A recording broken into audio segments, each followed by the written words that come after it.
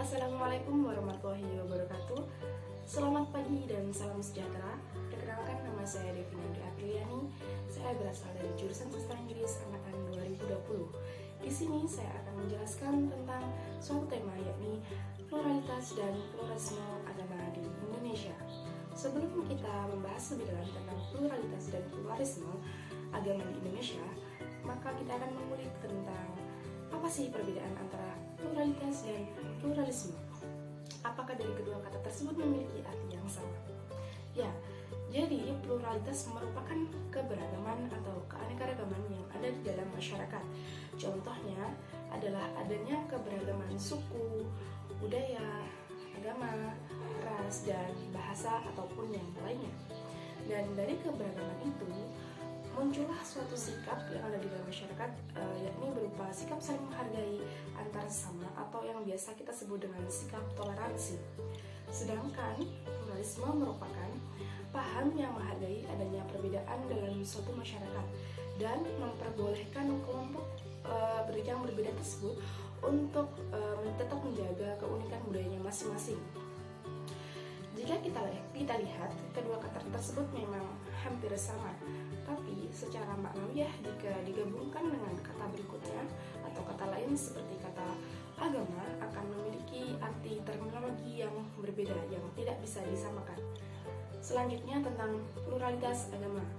Pluralitas agama dipandang sebagai sebuah pengakuan atas keberagaman dan keberadaan agama-agama dengan tetap memegang prinsip dan cara pandang satu agama terhadap agama yang lain dalam arti positif, disertai keyakinan akan kebenaran agamanya di atas agama yang lain, dengan menafikan pemaksaan atau konversi keyakinan kepada penganut keyakinan yang lain, apalagi menggunakan kekerasan baik secara struktural maupun kultural.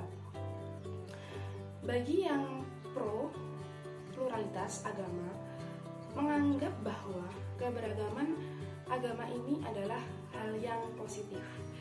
Keberagaman di Indonesia ini bisa menjadikan Indonesia sebagai contoh yang baik tentang bagaimana kehidupan kerukunan antar agama. Keberagaman agama di Indonesia memang berasal dari masa lalu yang tidak bisa dirubah, sehingga keberagaman ini memang harus dipertahankan dan di setiap umat agama harus bisa menghormati satu sama lain. Bagi yang kontra, pluralitas agama bisa dianggap sebagai suatu ancaman yang dapat mengancam kemurnian agama. Ini disebabkan karena pada dasarnya setiap agama memiliki ajaran agama yang berbeda-beda satu sama lain. Kekuatan para kelompok kontra pluralitas ini adalah yang nantinya ajaran setiap agama akan saling bercampur baur dengan ajaran agama yang lain. Selain itu, jika dilihat dari praktek lapangan bahwa pengaplikasian toleransi masih belum dilaksanakan secara cukup baik. Selanjutnya mengenai pluralisme agama.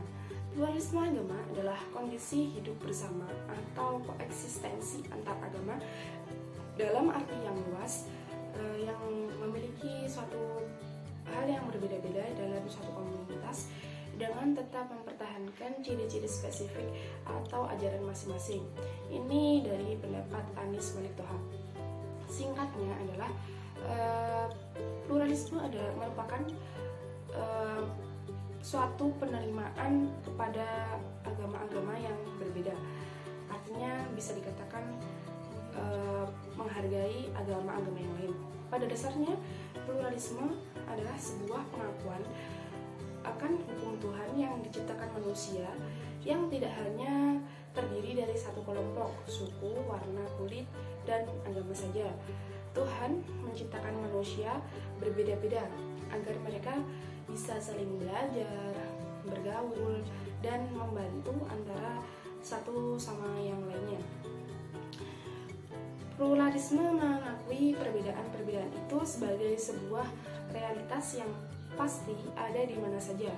Justru dengan pluralisme itu akan tergali berbagai komitmen bersama untuk memperjuangkan sesuatu yang melampaui kepentingan kelompok dan agama itu sendiri. Dari kesadaran itu tadi menjadi suatu faktor yang melatar belakangi munculnya pluralisme agama. Dan selain itu, faktor yang lain adalah karena memang banyaknya konflik-konflik yang muncul setelah banyak perpecahan baik di dalam agama, budaya, dan tatanan masyarakat itu sendiri. Sebagai salah satu contoh, konflik terkait pluralisme agama adalah pada kasus penistaan agama yang sering terjadi di dalam media. Agar lebih paham tentang pluralisme, saya akan memberikan contoh-contohnya. Yang pertama yakni toleransi. Toleransi merupakan suatu sikap saling menghargai pendapat atau pemikiran orang yang berbeda orang lain dengan kita, serta saling tolong-menolong antar sesama atau hidup berdampingan dengan tanpa memandang suku, ras, agama, dan antar golongan.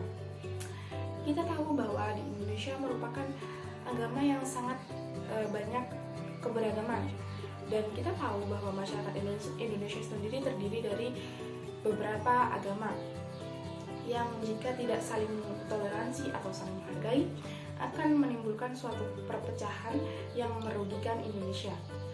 Ada beberapa contoh toleransi perilaku, antara lain berteman dengan teman-teman tanpa membeda-bedakan agama dan kepercayaannya. Yang kedua, tidak menghalangi umat agama lain yang sedang beribadah. Ketiga, tidak memaksakan ajaran dan kepercayaan agama kita kepada orang yang lain berbeda agamanya. Menghargai hari besar umat agama yang lainnya. Selain dari contoh-contoh yang saya sebutkan tadi, ada juga beberapa dampak positif dan dampak negatif dari adanya pluralisme agama. Yakni yang pertama, dampak positif adalah melatih kita untuk saling menghormati, juga untuk saling menghargai, dan juga membuktikan kepada dunia bahwa Indonesia merupakan negara yang kaya akan perbedaan, namun tetap damai dan tetap bersatu, dan juga memotivasi untuk anak-anak generasi selanjutnya untuk tetap memelihara kesatuan bangsa Indonesia. Sedangkan untuk dampak negatifnya adalah munculnya perpecahan antara manusia di Indonesia itu sendiri yang bersumber dari agama serta adanya suatu konflik antar umat beragama. Meskipun seluruh agama mengajarkan kebaikan, cinta, dan kasih sayang, tetapi kenyataannya pada praktik lapangan itu sedikit bertolak belakang dengan apa yang diajarkan oleh agamanya. Seperti terkadang ada penistaan agama dan juga saling mengejek antar agama itu sendiri yang mengakibatkan sedikit konflik perpecahan. Cukup sekian presentasi dari saya. Apabila ada kurang lebihnya, saya mohon maaf. Semoga dari presentasi saya bisa sedikit menambah wawasan bagi kita dan juga hikmahnya. Semoga kedepannya kita bisa meningkatkan toleransi dengan adanya pluralisme di Indonesia dan menjadikan Indonesia lebih bersatu dan menjadi negara yang maju.